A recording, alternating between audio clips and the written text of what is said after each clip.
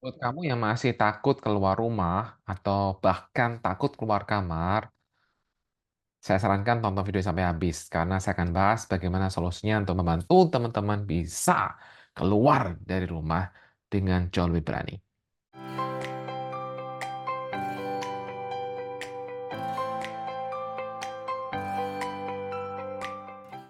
Teman-teman semuanya, salah satu dari masalah gangguan kecemasan adalah tidak berani keluar rumah. Ada beberapa teman-teman yang bahkan kemudian keluar kamar juga menjadi khawatir atau tegang sekali, takut. Apa sih yang mendasari ini? Apa kira-kira yang membuat teman-teman bisa mengalami seperti ini? Yang pertama, teman-teman, itu bisa karena kamu pernah mengalami panik di masa lalu di luar rumah. Ketika di luar rumah, kamu pernah mengalami panik yang luar biasa, dan itu membuat kamu jadi khawatir atau takut bahwa kamu akan mengalami panik lagi di luar rumah. Sehingga akhirnya kamu membuat diri kamu itu akhirnya merasa lebih aman di dalam rumah. Nah, ini ketika ini terus diteruskan, akhirnya membuat kamu jadinya semakin khawatir ketika keluar rumah. Atau ada teman-teman lain yang juga sebenarnya takut keluar rumah karena ada perasaan sensasi yang tidak nyaman yang dirasakan, sehingga dia ketika mau keluar rumah takut kalau terjadi apa-apa tidak ada yang nolong. Jadi bukan ada panik yang pernah dialami ketika di luar rumah, tapi karena dia sering mengalami cemas sehingga dia nggak percaya diri bahwa dia akan baik-baik saja ketika dia keluar rumah. Yang sering dialami untuk teman-teman yang mengalami takut keluar rumah adalah seringkali keluar rumah hanya sebentar aja, hanya berapa ratus meter aja udah dedek, ada kemudian keringat dingin dan sebagainya. Padahal mungkin cuma nganter anak saja ke TK atau ke sekolah yang deket, tapi itu masih nggak nyaman banget. Mendingan ya dibandingkan dengan mereka yang tidak berani benar-benar keluar rumah. Tapi kan ini juga sama aja. Ketika kamu keluar rumah, kamu merasakan ketidaknyamanan yang luar biasa. Sehingga hanya bisa keluar rumah dalam berapa meter aja atau berapa ratus meter saja. Kebebasanmu terampas. Kebebasan untuk menikmati hidup di luar rumah. Kebebasan untuk jalan-jalan. Ketika diajak saudara, diajak pasangan, diajak siapapun, jalan-jalan. Kemudian hanya bisa, maaf ya, aku nggak bisa, aku banyak urusan. Padahal sebenarnya terjadi adalah, saya takut. Saya khawatir kalau nanti saya kumat ketika keluar rumah. Saya takut nanti kalau keluar rumah, saya kemudian panik. Nggak ada yang tahu kalau saya panik, kemudian mereka menganggap saya aneh. Saya takut kalau saya keluar rumah, kemudian saya pusing, kemudian saya jatuh, dan mereka nggak bisa nolong saya. Dan banyak hal lainnya. Ya, takut pingsan, takut, wah banyak lah macam-macam. Banyak skenario buruk yang sering dibuat di sini. Yang ditakutkan apalagi sebenarnya dari semuanya teman-teman, rasa nggak nyaman di tubuh yang sangat tidak enak, sehingga kita kemudian memproteksi diri kita adalah supaya tidak mengalami rasa itu. Benar? Sebenarnya cara yang teman-teman lakukan itu adalah sebagai cara dari self defense mechanism, ya, cara bertahan diri manusia untuk lebih aman. Ketika kita pernah ada experience nggak nyaman di masa lalu, kita akan cenderung untuk jangan sampai mengalami experience atau pengalaman tidak menyenangkan itu di masa akan datang atau tidak mengalami lagi kedua kali. Nah, cara termudah yang bisa dilakukan adalah menghindar. Dengan cara apa? Di rumah. Jadi banyak sekali orang yang mengalami gangguan kecemasan dengan berbagai macam jenis tipenya, termasuk bagi Anda yang kemudian adalah keluar rumah itu malah nyaman, malah tenang, di dalam rumah nggak nyaman, sehingga Anda cenderung untuk keluar rumah, sebenarnya Anda hindari adalah rasa nggak nyaman itu juga. Sebenarnya sama aja, masih menghindar. Kalau misalnya teman-teman nggak nyaman di keramaian, maka teman-teman akan menghindar dari keramaian supaya tidak mengalami rasa nggak nyaman. Jadi apa sebenarnya teman-teman yang dilakukan? Menghindar. Menghindar dari apa? Rasa tidak nyaman. Dan itulah satu dari kesalahan yang sering dilakukan oleh mereka yang mengalami gangguan kecemasan. Menghindar. Hobinya menghindar. Nah, jadi teman-teman, apa sih yang perlu teman-teman lakukan sebenarnya untuk mengatasi ini?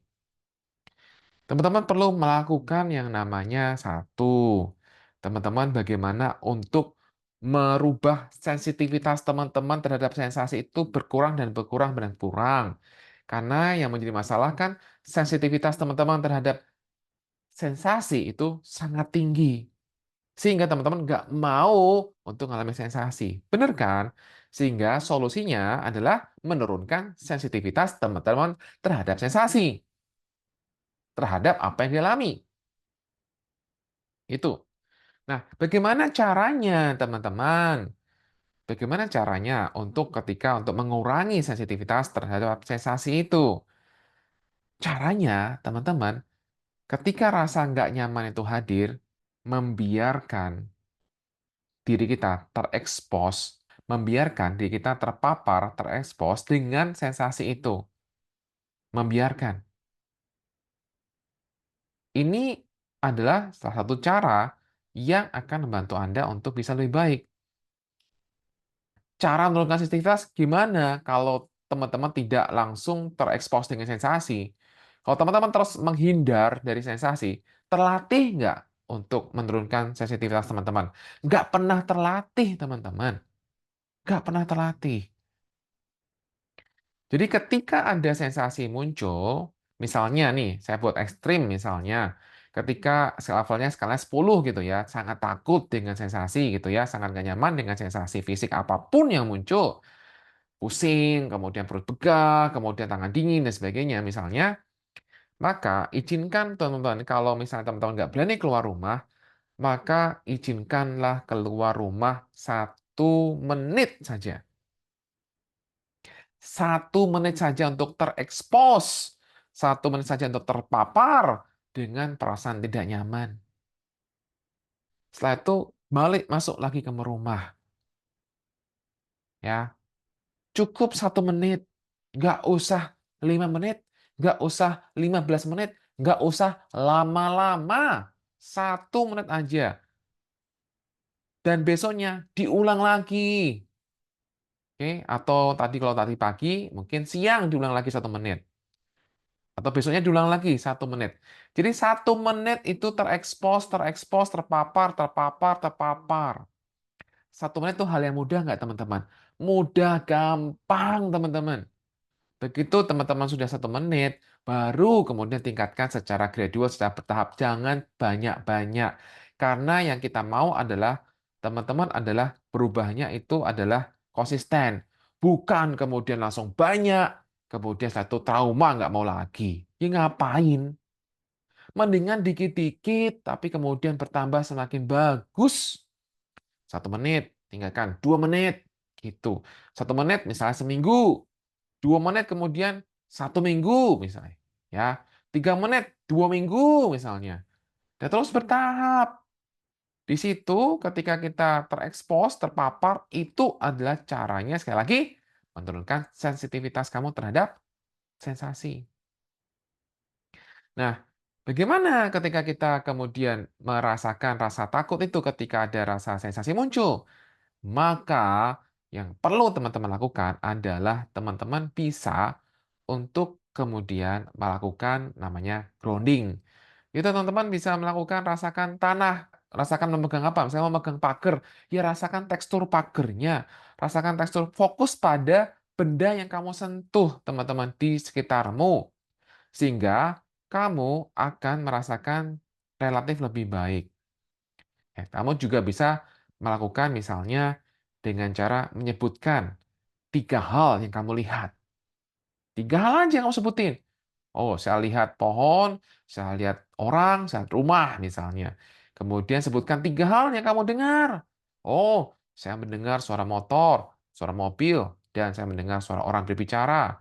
Dan kemudian lakukan 3 gerakan. Gerakannya apa? Gerakan kepala lah, gerakan bahu lah, gerakan tangan lah. Ya, udah. Fokus di situ dulu. Ulang lagi. Nah, itu membantu kamu. Dan ini hal yang simpel, teman-teman. Masalahnya adalah kamu mau atau tidak mau aja. ya. Masalahnya adalah mau tidak mau kamu untuk menghadapinya. Dan ingat teman-teman, ini bukan situasi perang. Kamu aman-aman saja, kamu baik-baik saja. Sadari bahwa selalu ada yang pertama kali untuk setiap hal. Jadi ketika kamu sudah mulai keluar rumah pertama kali, kamu udah merasakan kayak nggak mampu, ya nggak apa-apa. Selalu ada pertama kali untuk setiap hal. Itu proses namanya teman-teman. Sekali lagi, proses yang perlu kamu lewati, yang perlu kamu untuk jalani saja. Langkah yang lain adalah bisa pakai musik yang kamu suka, ya, pakai musik yang kamu suka, kamu dengerin, dan kamu lakukan. Dengarkan lagu itu di luar. Ya akan nyampur teman-teman lagu yang kamu suka dengan rasa khawatir, dengan sensasi fisik. Nggak apa-apa. Itu akan membantu kamu ketika kamu mendengarkan lagu yang kamu suka. Atau teman-teman, kamu bisa untuk membawa sesuatu yang kamu merasa nyaman. Jadi misalnya gini, kamu merasa nyaman ketika menyentuh bludru, kain bludru, lembut, tenang, gitu kan.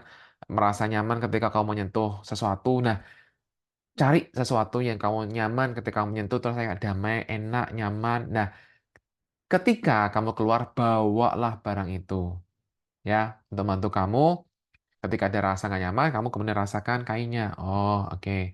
Oh iya, tenang. Oh iya, saya bisa fokus ke rasa yang saya rasakan ini. Nah, itu membantu kamu untuk jauh lebih baik. Ya.